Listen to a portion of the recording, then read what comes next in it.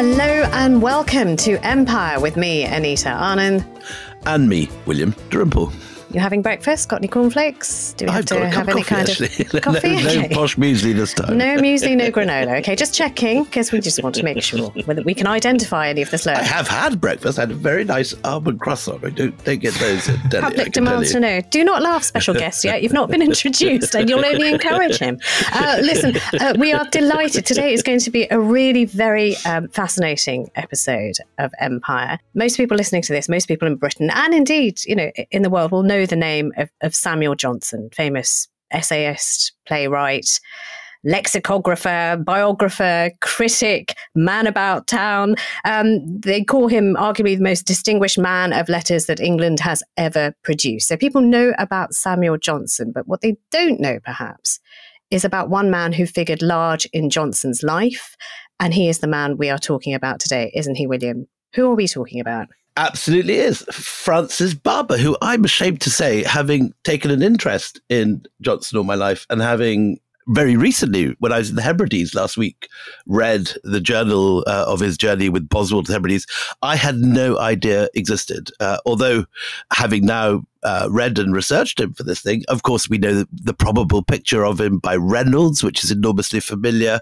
And he's like this sort of unspoken presence that threads through so many familiar stories. Well, I mean, you mentioned you were reading Boswell, and we're going to come to this. I'm going to introduce our special guest who sort of has already giggled. You know him by giggle, but we're going to introduce him by name any second now. But Boswell, well, let's introduce our guest, actually. It's high time, isn't it? Welcome to Empire, Peter Moore. Pleasure to be here. Thanks for inviting me on. Oh, it's an absolute pleasure. In my case, this is a return favour, as we met originally on a podcast when my Anarchy came out, and you very sweetly interviewed me for that. Yeah, that was 1764. So chronologically, we're in a similar you're older place. than you look. You did that podcast in 1764. You're wearing it lightly. We went back to the year 1764 to talk about what the East India Company were up to in India. And this was actually in 2019, if I remember correctly. Right. Okay. Well, we like to straighten all this out. You then sent me a copy of your book, Endeavour, which was one of my favourite books. I chose instantly as my book of the year, an extraordinary biography of the ship Endeavour from an acorn to a wreck, which is just the most brilliant way of tackling great sweets favour, but with the focus obviously being on Captain Cook and the whole discovery of America, and a walk-on part for my forebear Alexander Dalrymple, who you treat very nicely. He's normally regarded as a grumpy old sod. Well, Dalrymple, I thought it might appeal to you, this reading of him. He and I was looking back at my notes from that book, and I found a line which said that maybe the person who named Endeavour, because there was a shifting in name throughout the ship's life. It was originally called the Earl of Pembroke. It turned into Endeavour before it went off on that voyage. I reckon that Alexander Dalrymple is a prime candidate for the selector of the name Endeavour. And because he also mapped out the parameters of the voyage to some extent, you should, I suppose, look back a little bit fondly on your forebear. We've always believed in the family that he was the guy that really discovered Australia, but you don't quite take that far in your book. We should explain who he is. Just quick. Actually, we never go down rabbit holes ever on this program. We just have to give a quick shout out to Alexander Dalrymple.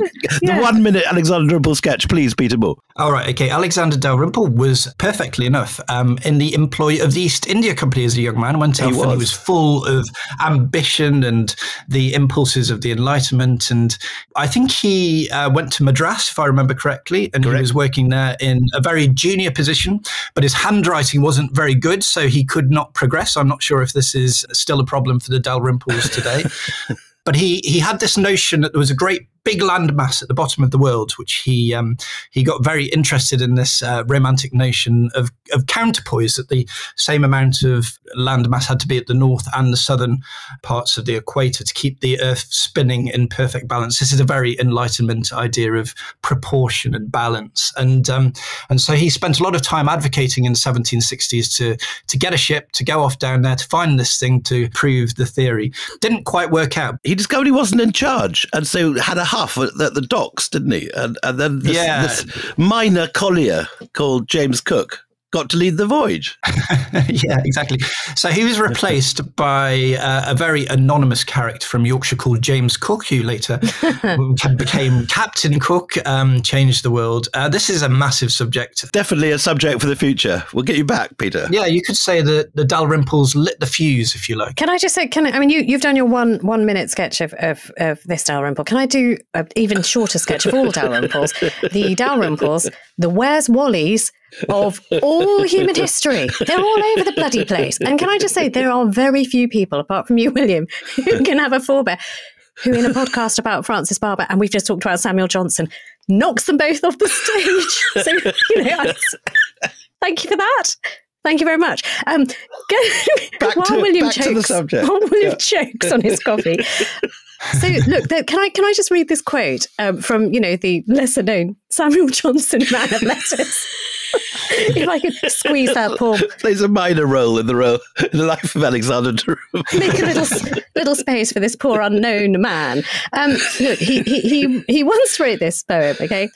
Has heaven reserved in pity to the poor no pathless waste, no undiscovered shore, no secret island in the boundless main, no peaceful desert yet unclaimed by Spain?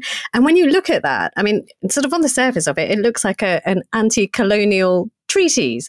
Was he anti-colonial always, or was it the meeting with the man we're going to really talk about in this podcast, Francis Barber, that formulates his thoughts on colonialism? Brilliant question. So Johnson was always highly suspicious of the Whiggish enterprises of the 18th century. These things, this kind of the easy optimism, the bland acceptance of fashion that he thought was sweeping through society. He said the 18th century was a time, the Enlightenment was a time that everyone could see of huge progress. So there was material progress and there was the rise of political movements like democracy. You had things like the freedom of conscience, which had come from the 17th century. But more than anything, there was this great emphasis upon trade, and the money was flowing into Britain by the time Johnson was a young boy, and as his life progressed and he came to London, he could see this firsthand. But what really worried Johnson was that while there was all this progress, he thought there was a separate question of moral progress, and he thought that Britain actually was not improving in its morals. And a lot of the essays that he writes, I quite like that description of him as an essayist at the beginning. He actually saw himself as a moralist, someone who made people think about their moral duties.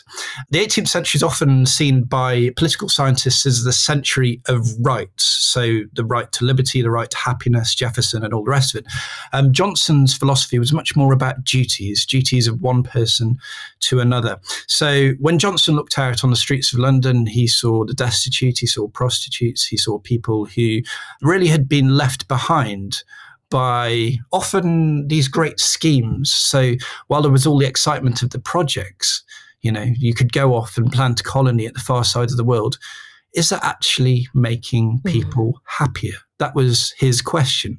And he came to the conclusion that it wasn't. There's a great moment in the 1750s where Johnson is sent a map of North America, new map of North America, which came along with this description of the landscape and so forth. And he reviewed it. And, the purpose of the map, and we all know that maps are hugely political objects. They're made as objects of power to invite people to go and speculate and so forth.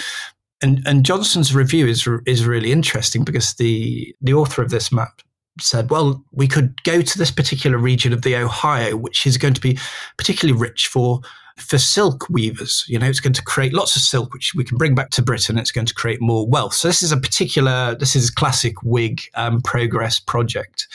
Johnson said, oh, wow, well, we can have more silk. So let's all go off to the Ohio. No worries. We can all have all the silk we need. And you can see the irony that drips from the page. Yeah. We're so, I suppose, given as humans to stake so much on a whim. And we don't actually think of the consequences of our actions. We think of Johnson today as much as we do, though, probably because he's a wit, isn't he? He has more sort of aphorisms than anyone else in 18th century England attributed to him. I think we think of him in that sense because of Boswell's Life of Johnson, which is the greatest biography of all time. Most people would agree, just because of when it was written, who wrote it, the kind of content that went into it.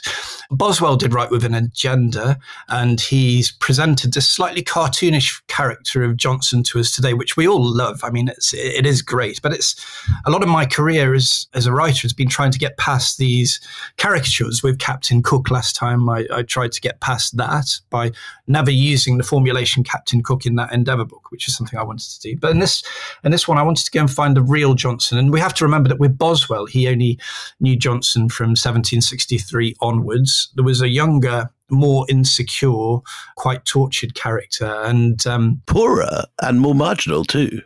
Yeah, you're very much on the fringes. I mean, we're speaking of Boswell, I sort of mentioned this. I mean, you may have forgotten when we did the Dalrymple tour, but Boswell, a lot of the material, an important source for him was this man, Francis Barber.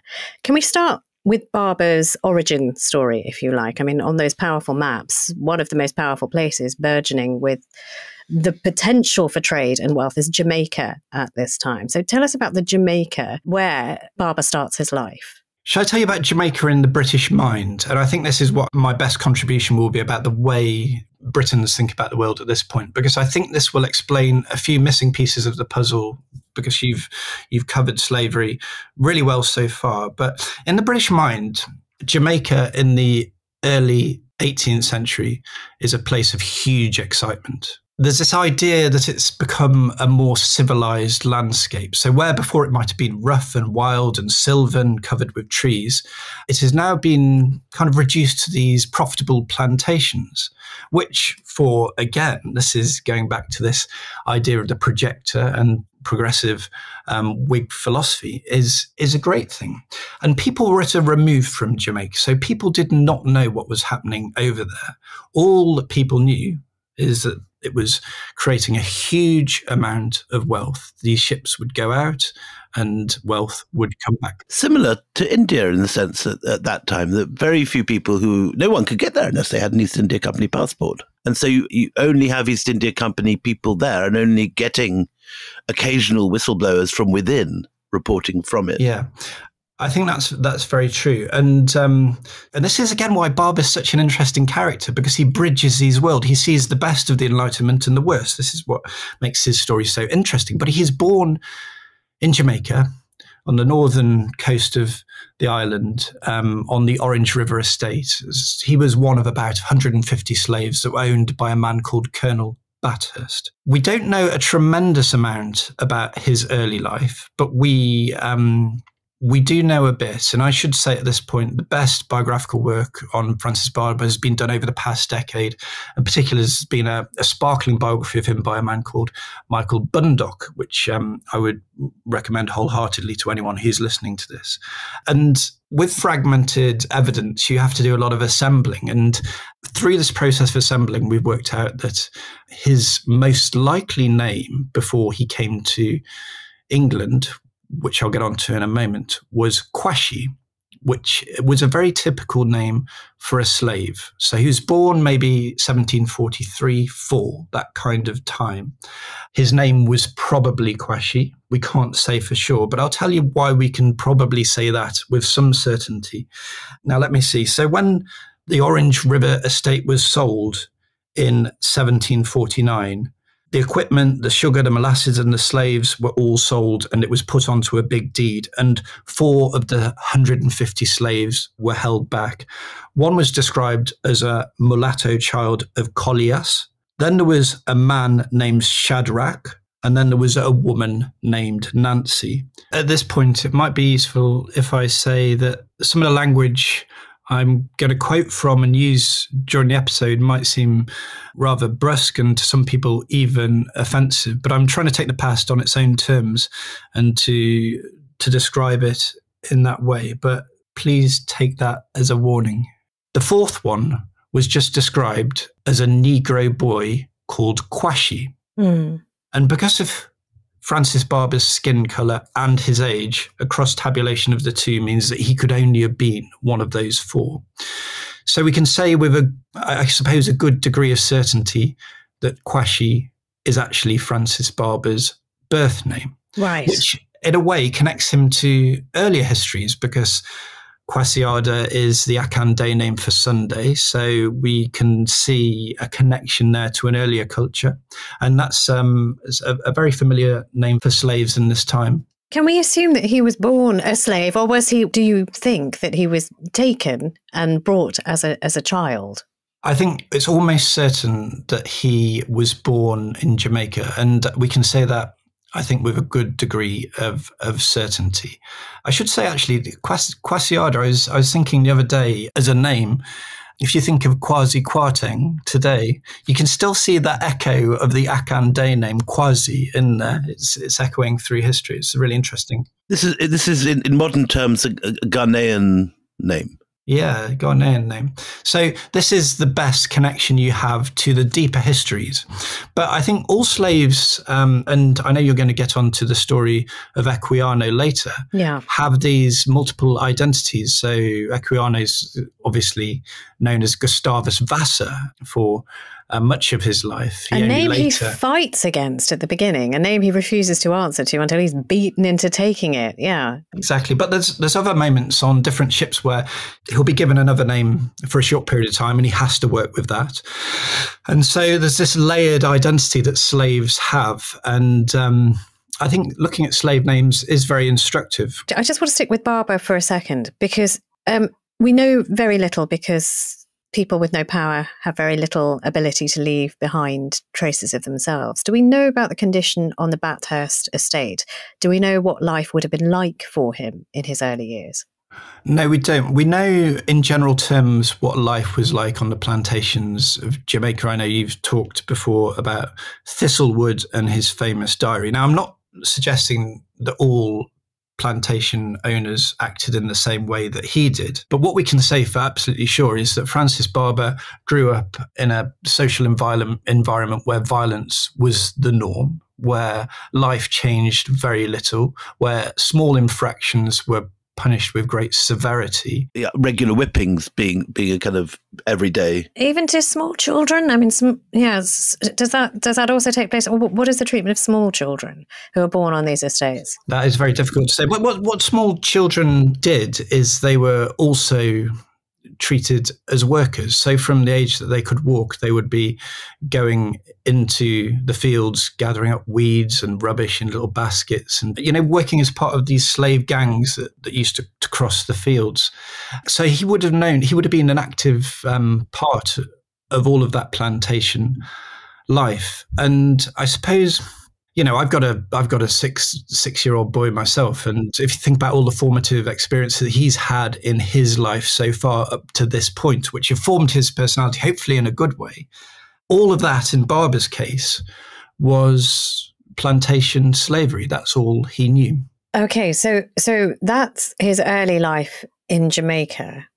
Do we know more about how he came to Britain and when he came to Britain and what happens to him next? We do. We know this in more detail because the link is again with Johnson, and Johnson is as well studied as Barber is not. And Johnson had a friend who was one of his closest friends called Dr. Bathurst, and he makes this pronouncement, I think, to Boswell. I think this appears in Boswell, that Bathurst was the man that he loved more than any other. He was a young doctor of about... Relation of Colonel Bathurst? I mean, are they family? He was the son, yeah. He was the son. Okay. And Bathurst talked about his childhood because he'd been brought up on the plantation on the Orange River in Jamaica, and he'd been so disgusted by what he'd seen that he'd left Jamaica as soon as he could. He came to Peterhouse in Cambridge, where he studied. He became a medical doctor, but he was quite an ill-starred character and never really found a settled profession. But what he did do, he talked to Johnson about the execrable region of Jamaica. And so here again, I mean, Willie, you spoke before about whistleblowers. I think we can look at this Richard Bathurst as a bit of a whistleblower in those terms because his father owned the plantation. He felt implicated in it because it was his family's plantation. He got away, but he had to keep going back. And in 1749, there's this moment where the plantation collapses. And Bathurst, rather than being sad that his family's wealth is being dissipated and is gone, actually celebrates because he says, this is a great thing because no longer are my family going to be under the temptation of keeping slaves. The next year, 1750, his father, Colonel Bathurst, arrives in England, and with him is a little black boy called Francis Barber. So the name is, so is he still Quashy, or when does he become Francis Barber? Is it something on the voyage, like with Equiano, where he's renamed on the sea? I suppose I didn't explain that very well, actually. He becomes Francis Barber very shortly after he arrives in London. So I suppose we'll leave him as Quashy on the voyage. But something very significant happens after he arrives in Britain. And this is that he is baptized. He's taken to a church. And he emerges from that ceremony with a new name, a new identity. He's a member of the Church of England. So there's all sorts of questions which loom large here. Why did Colonel Bathurst bring one slave out of 150 back with him across the Atlantic? Why did he then take him into a church? I mean, I should point out here that churches were not a consideration for the slaves on the plantations in Jamaica. There was no idea of them having souls that need saving. They were seen as beyond. I mean, it's an insight into how they were perceived by the plantation owners. They were not seen as equals. And Michael Bonduck suggests that maybe Quasi or Quashi was a household slave rather than one working in the plantations if he was the one that was brought back. Is that a likely supposition, do you think? Quite possibly. The honest answer is we don't know. There may well have been some incident and Bathurst felt beholden. Maybe he was discharging a promise to someone. Maybe Francis had some kind of favourite status. We have to leave that one as an unknown. Now, wait a minute. I'm not going to leave it because favourite status, being baptised, being kept in the house. I mean, all of this suggests, and tell me if this is madly wrong, that, he is very definitely Colonel Bathurst's son. What does it say to you? Which is another possibility. We simply have to just put it there in the list of options, I suppose. We can't know.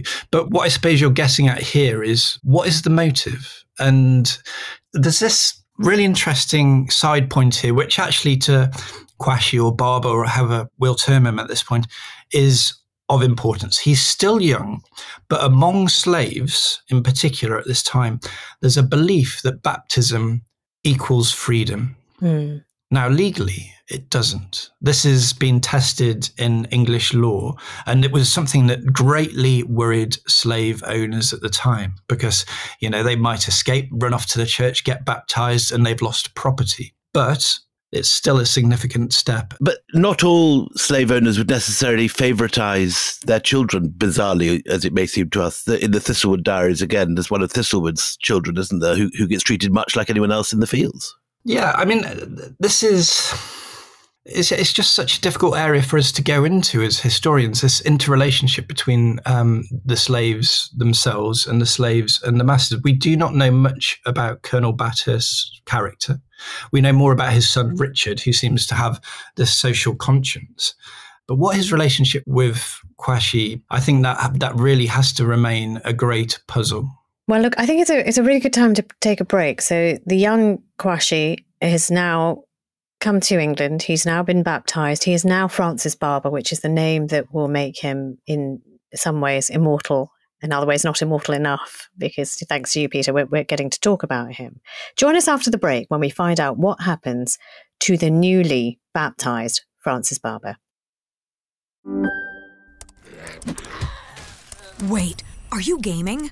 On a Chromebook? Yep.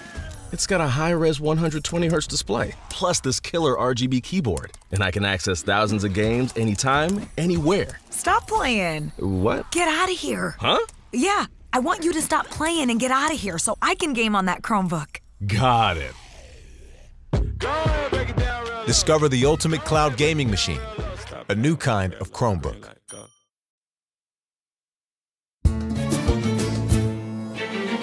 Welcome back. So we are talking in this episode of Empire about Francis Barber. And it's an extraordinary story that has so far taken us from the plantations of Jamaica to the shores of Great Britain, where a young boy called Kwashi has been baptised as Francis Barber. And at this point, he gets sent to Rishi Sunak's constituency in a rather improbable moment. He's sent up to the North Riding of Yorkshire, to the village of Barton near Richmond. What's going on there?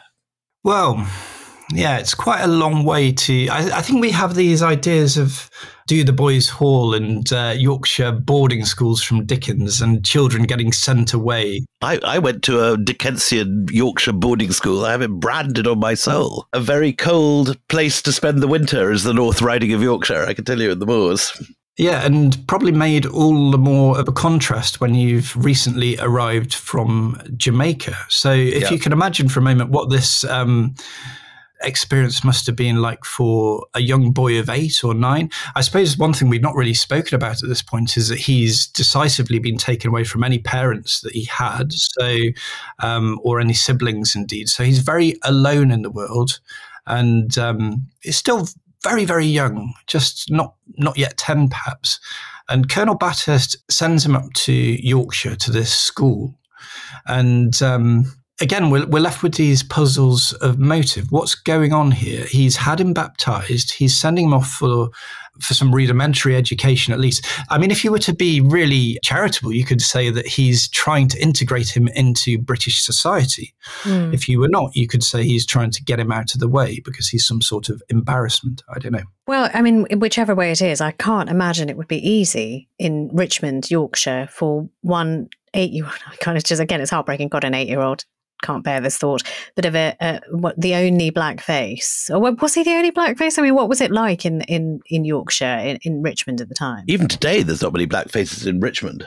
Well, that's the exact. So when I was writing the book, I had this conversation with my editor, and they pointed out to me that even today, Richmond is not a bastion of racial diversity. Multiculturalism, yeah.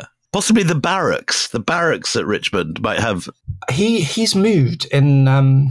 not just across the Atlantic Ocean, but he's moved from a world which was full of black people that looked like him to a world completely full of white people. So he's conspicuous. Everywhere he goes, he must have attracted a huge amount of attention.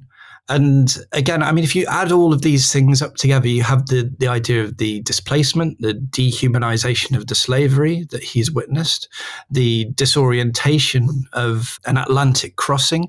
I think we always have to look for parallel experiences here to get inside the mind of these people. I remember in the Endeavour book writing about Tupaya, who was a Polynesian star navigator who arrived in Batavia and just going mad when he was confronted with all of this technology, and he ran around wild. It was time traveling. It's a wonderful passage in your book. Yeah. And I think Barber must have, I suppose, been caught between awe and terror. Okay. So, I mean, he's learning how to read and write. He's learning how to become literate, which is unusual for a young black boy in Britain at that time.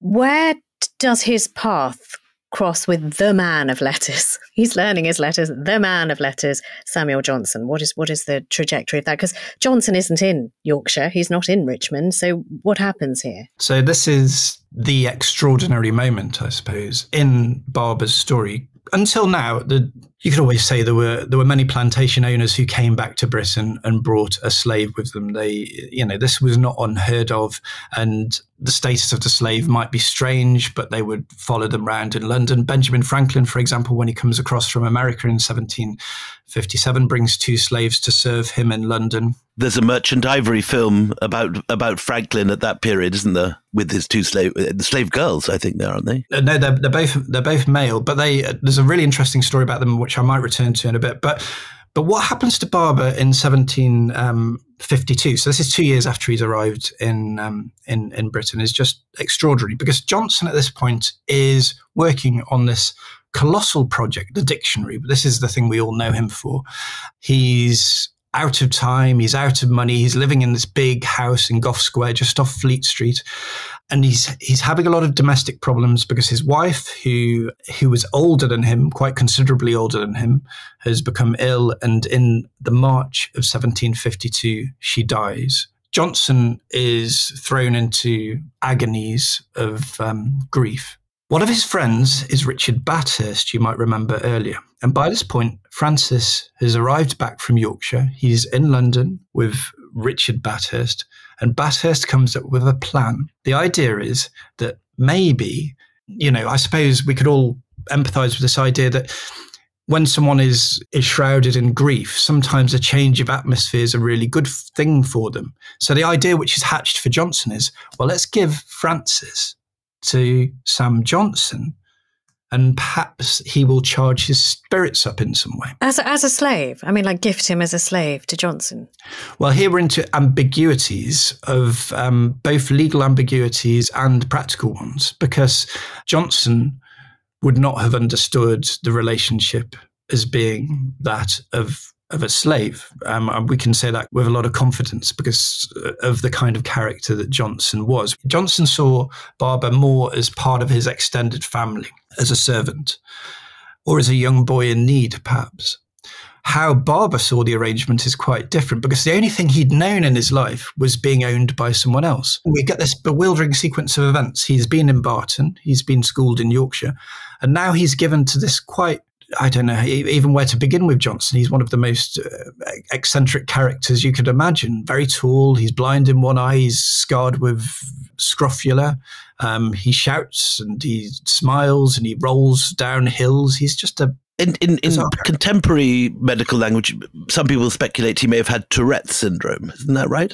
Well, I don't know. I think these kind of diagnoses on the past are difficult. The great tragedy of Johnson's young life is that he had to drop out of Oxford University without taking his degree. And I mean, he was plunged into the depths of depression after this. He thought his life had been a failure. And this is another complicated area I can't get into. But afterwards, he started to manifest these tics. And again, in Boswell, they're seen as part of his character, his, I suppose, eccentricities. And anyone who met him for the first time, I mean, there's an interesting description of Hogarth meeting him for the first time and thinking that he was an idiot because he was just like kind of convulsed all the time. But yeah, Johnson had some serious trauma that he was trying to deal with. So again, what Barber made of all of this and cast into this household, which was full of grief as well. Grief, and also, I mean, he must have thought he was slightly with a madman. There's another very lovely portrait of Johnson at this time, which I think is, I think it's quite charming, but it's also very graphic. Which is a friend of his, Beauclerk, is walking home. You know, with this one, he's walking home. It's the early hours of the morning. They're all drunk as lords, and they've got this idea of let's wake up Johnson. Let's take him on a pub crawl.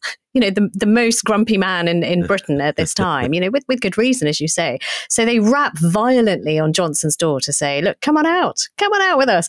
Johnson appears in his nightshirt with a little black wig on top of his head. And a poker in his hand.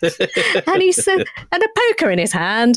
And when he sees it, it's his friends who say, hey, Johnson, come out with us. Samuel, Sammy, Sam, come on. And he just says, what is it, you dogs? I'll have a frisk with you, and then waves his poker at them. So, I mean, you know, this is the house that Barber is entering. If I may take that story further, it progresses from the poker being waved out of the window all the way through London. This is a kind of, I don't know, Jack Grealish, you know, they just go mad. They end up having breakfast at Billingsgate, which sounds like an 18th century movie.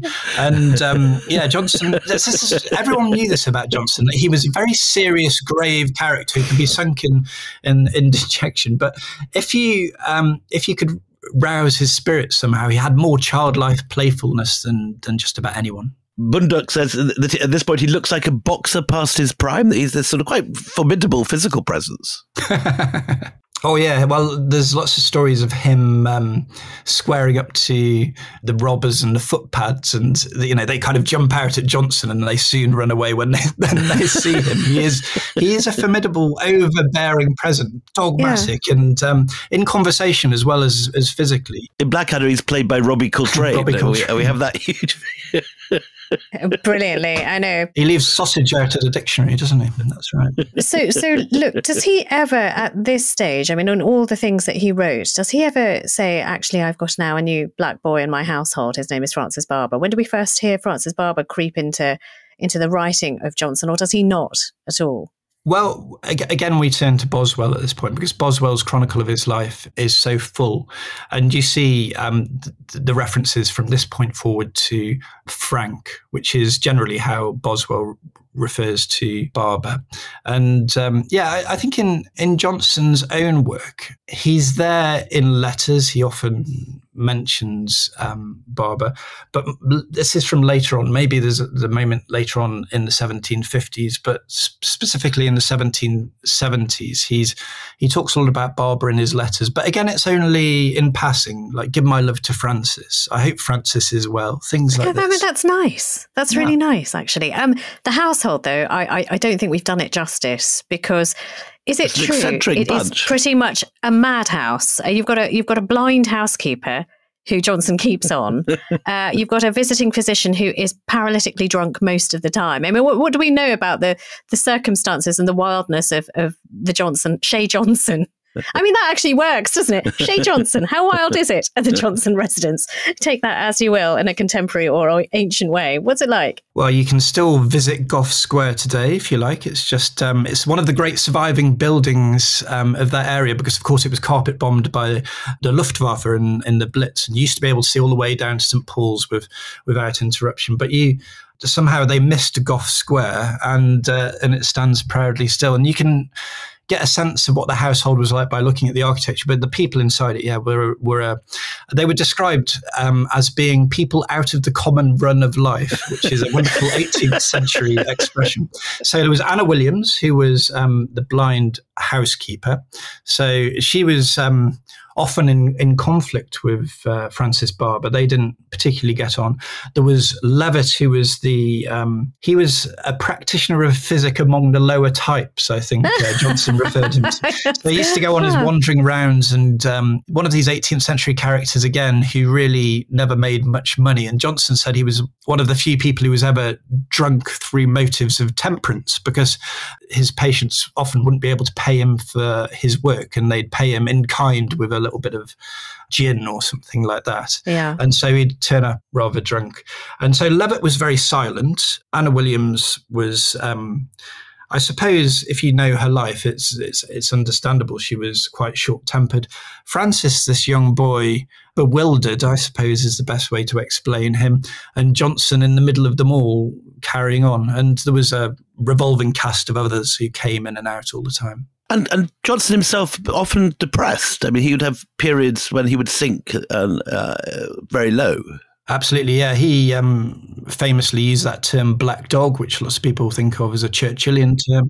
Is that him originally? He came out, I thought that was Churchill. Gosh. No, so you can find that term. And he was very complex. I mean, one of the great studies of Johnson, I always think, is Walter Jackson Bates' Life of Samuel Johnson, one of the great biographies of the 20th century. And he portrays Johnson as this heroic figure battling against pretty severe mental illness throughout his life. And so I think one of the nice things about 1752, which is a real year of crisis for Johnson, he's behind on the dictionary, he hasn't got any money, his wife has just died. But out of the death of his wife, he begins this new relationship with Francis, which is like the closest to a father-son relationship he will ever have. So it's a strange twist of fate. What does Frank do for him? I kind of like the idea of little Frank. I mean, that's warmth to me. That's nice. I'm not changing your name. How old is he at this point? This is the name you've come to me with, but it's a sweet diminutive. Well, he's around 10, I suppose, when he first arrives. So little skinny 9, boy. 10. Yeah. And the jobs he does are the running of errands, the passing of messages. His Johnson's printer was just around the corner, William Strawn. So you can imagine that that Francis would be going around there with copy for the dictionary, things like this. But there is, I mean, Johnson makes several attempts to continue young Frank's schooling. I'm picking up on your cue there. It's cute though, isn't it? I like it. Yeah. Yeah, and so I think that's very very suggestive again that he sees Barber as someone who has potential to improve. And we could talk about attitudes towards race and I suppose the philosophy of what British people thought about black people in a moment. But it's very significant that Johnson makes that decision. We've talked before about how almost no one in Britain in the 1750s is complaining at all about plantation slavery.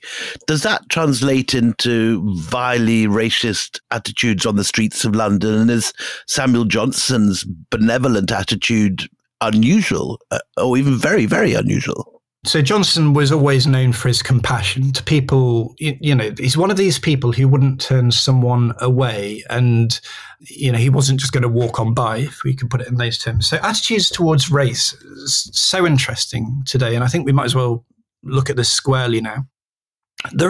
For your listeners, there's two real big ways that people thought about race in, say, 1750. The first of them you can broadly term the degeneracy theory, okay? And both of these are within the wider, broader framework of Christian worldview, okay? But the degeneracy theory is there's been a single act of creation, but some races of people have sunk due to social and environmental factors. And you can see that in the writing of the time. People say, well, the sun makes people lazy, for example. That's prevalent everywhere, these kind of things. I'd say that was the most popular attitude that you would come across at this time. But there is a more virulent form of racism, which is growing at the time, which is known as the polygenesis or the polygenesis theory, depending on how you pronounce it, which is that there's been separate acts of creation to create different types of being.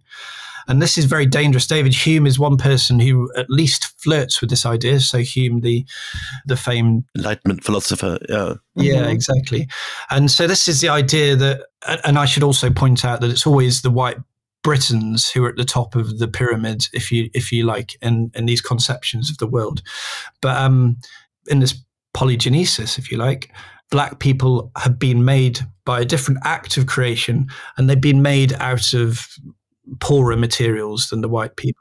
Lesser clay, children of a lesser clay somehow. Exactly. And so therefore they don't have the potential to progress, so you wouldn't educate them. Do you see what I mean? So there's a connection here with what happens to Francis Barber, because Johnson's making a statement here.